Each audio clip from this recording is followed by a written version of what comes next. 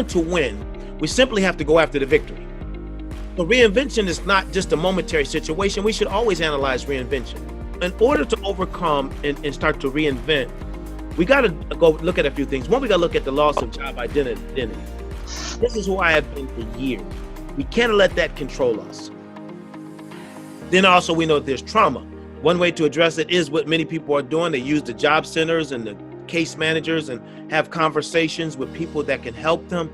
You should always reach out. Then short-term apathy, like I said, go a week on Netflix, and some people 4 months in on Netflix, and that's not a good thing. It's time to come up off of it. Okay. Can't stay there forever. Okay, come up off of it and start looking for opportunities. Mindset is the key. The way we see things will decide what we are going to do.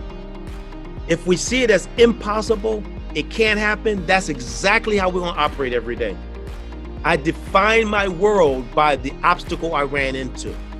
Mindset is, okay, I had an obstacle. How do I get around it and try to find new avenues of possibilities? Growth mindset is with that. Why? It creates new job opportunities.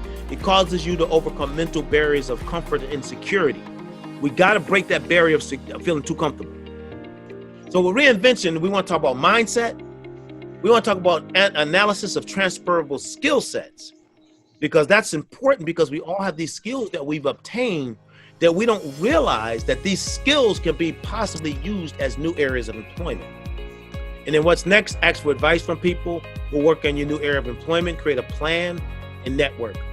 I like this quote, and it's funny when I do my presentations, I have people take their hands up high, take them down low, take them up high, take them low, have them mix it up, and then I kind of spit a rhyme out on them. They can't believe this old dude still got skills like that.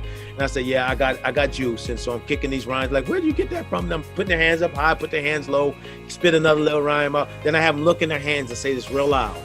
My future is in my hands, and I decide how high or how low take it. That's why I do the high and low, and I have everybody high five each other and say, take it high, baby, and this goes crazy in these places.